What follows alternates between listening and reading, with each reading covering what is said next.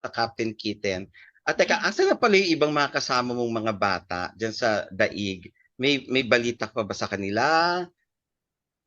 Sina David po and Oo, Chloe. yung mga kasama mong mga bagets doon. Asan na kaya? Asan sila? Hindi ba sila magi-guest sa 1 month na itong Captain Kitten na to?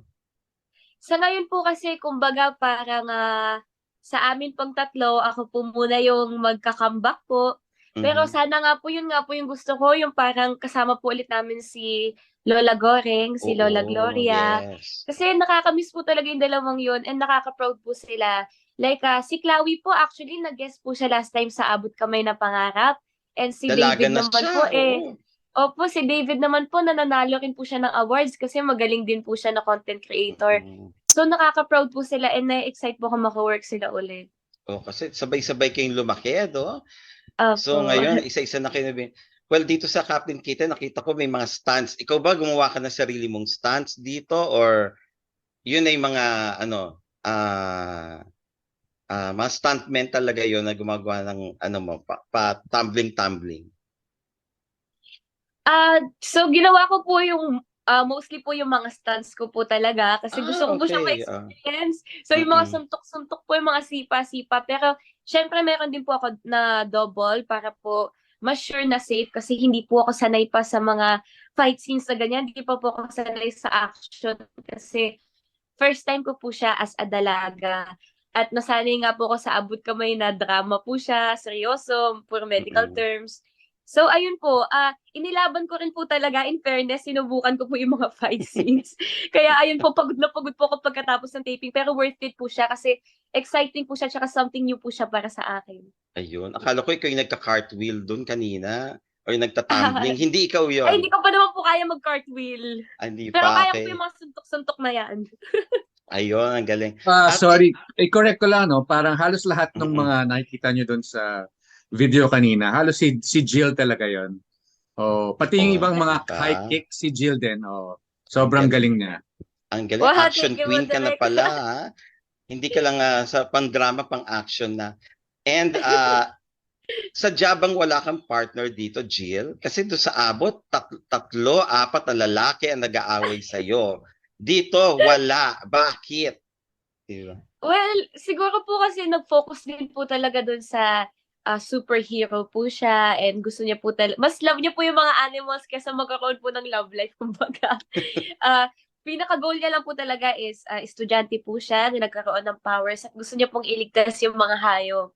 So, yun po talaga yun. Ayun. So, mas love ni Jillian ang mga hayop kaysa sa mga lalaki. As of Ay, grabe now. naman po. As Si of Captain now. Kitten. Oo, Opo, yon. si Okay, Captain. thank you, Jillian. Ang Thank you so galing-galing mo. much po.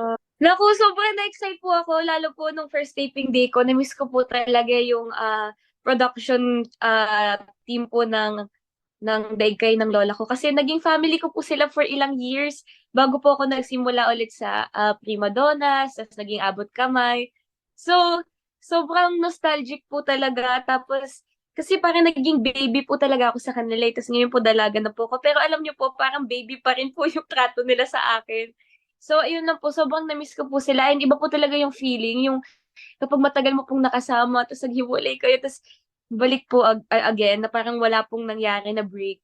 Ganon. Parang wala lang po. Parang magkakasama po kami for 6 years na walang stop. Ganon po yung feeling.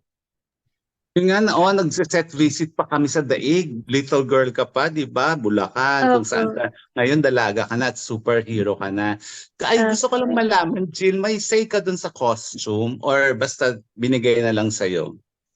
Kasi Actually, naalala meron namin po. dati yung costume naman ni Barbie sa Daig din yata. May say siya. Ikaw ba may say ka sa costume mo?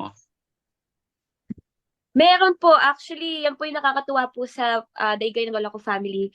Kasi po, very collaborative po sila. Yan po, sina Direk. Itatanong po sa amin, mga artista, kung saan po kami komportable. Kasi, para po kanila Direk, alam ko po, alam nila na bilang artista, mas maganda po yung mga eksena kapag komportable ka po sa suot mo or sa gagawin mo, kumbaga. So, ayun po, sobrang na-appreciate ko po yun kasi kinoconsider po talaga nila kami yung safety po namin. kung saan po kami komportable. So thank you so much po talaga sa kanila. Thank you po, Direk. Thank you. Jill, nanood ka ng Catwoman films? Opo, nanood po ako. Pero actually yun nga po parang medyo nadala ko po siya doon sa eksena. Tapos sinabi po sa akin, ay medyo mas medyo mas kiddie version na. Oo. Ganon. Alin ang nadala mo? Yung kay Anne Hathaway o yung kay Halle Berry o alin? Mukhang yung kay Anne Ay, Hathaway, no? pinanood ko rin po yung kay Anne Hathaway. Pero yung napanood ko po talaga yung, ano po yung pangalan niya? Yung unang Catwoman. Michelle Pfeiffer. Yes, Michelle Yeah. Pfeiffer. So, ayun po. So, ayun. Tapos, Jill, ano ang But difference? parang ano lang po siya, parang mas parang naglalaglag yung ano. Ayan, okay na. Ayan, okay na po. So Jill, anong difference? Kasi diba sa Instagram mo, nag-costume ka na ng Wonder Woman, ng Mermaid, ngayon Captain Kitten. Anong pagkakaiba o pagkakapareho? Well, syempre po kasi ito po talaga originally made po siya ng daygay ng lola ko. So parang ibang personality po talaga siya. Bagong-bago po talaga siya. So doon po ako na-excite kasi something new po siya for me. Pero ito po kasi talaga sa TV po siya ipapalabas, hindi po siya picture lang na parang cosplay. So ayun po, na-excite po talaga ako kasi again, first time ko po mag-action role, mag-fight scenes, ganon. So very different po siya for me and sobrang na-excite po talaga ako. Jill, ano ka ba? Cat person or dog person? Hala, ang hirap. Both po pero ang pets ko po ngayon is marami po akong dogs. Ilan? Opo. Ilan sila? 4 po sila. Pwede mo bang sabihin ko ano-anong breed and the names of the 4? Ayan, si Butter, si Soju, si Magnus, and si Gaspar. And ano po sila?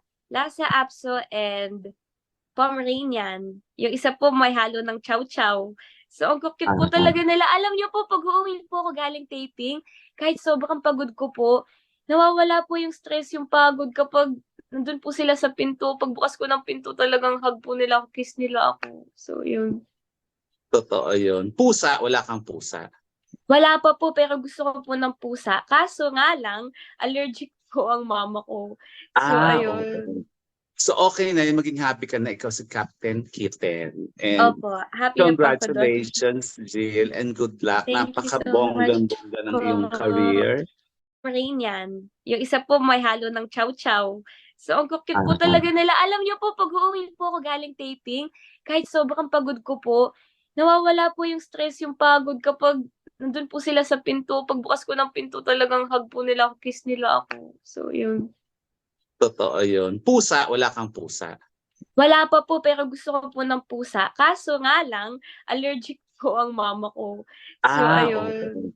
So okay na yun, maging happy ka na ikaw si Captain Kitten. And Opo, happy na po ako doon. congratulations, Jill, and good luck. Thank you so Napakabonggang-bongga ng iyong po. career. Love life na lang ang kulang, pero Salamat ayaw po. mo pa, di ba? Wag po muna, wag po Wag muna. mo na yan. Thank you.